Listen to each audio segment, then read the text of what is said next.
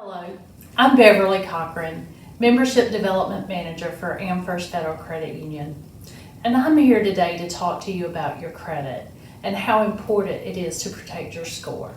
Credit is simply the ability to buy or obtain goods or services based on the fact that any future payments will be made. Credit is built over time. Credit is created, and yes, it can be destroyed. And it takes time and patience to rebuild once something happens to your credit. The three major credit bureaus are TransUnion, Equifax, and Experian, and your score ranges from 300 to 850. Your credit score is simply a number that is attached to your Social Security number that shows the willingness and ability to repay any future loans. 35% of your credit score is made up from payment history. Do you make your payments on time? Every time. 30% of your credit score is utilization or capacity. How much credit do you have established in your name versus how much you are using? 15% is length of credit. How long have you had credit established in your name? 10% is new credit. How quickly are you opening new credit accounts in your name? And remember, new credit is 2 years from the time the accounts are opened. 10% is mix of credit. What type of credit do you have? Do you have a mortgage, a car loan, or maybe you just have credit card debt? So what are some things that will damage your credit? Number one is missing payments or paying items late. Keeping credit cards at a maximum capacity, shopping around for credit, or actually closing out those credit card accounts can actually damage your credit. Now, let's talk about some ways we can improve your credit. Number one, most importantly, is pay your bills on time every time.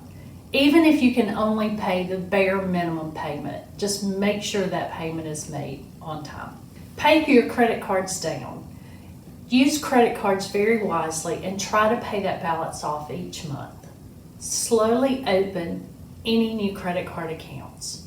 Remember to use credit cards wisely and don't accept them just for that special offer. Ask yourself, do I really need that new credit card? Consider consolidating your payments into one monthly bill. Don't close out existing credit card accounts. That goes back to the utilization, and also it might be the oldest credit history you have in your name. Pay any collection items and remember to get that confirmation in writing. Remember, any negative account information can stay on your credit report for 7 to 10 years. Acquire a solid credit history, and just remember this takes time and patience. Here's a few tips to help keep you on track. Check your credit report for errors.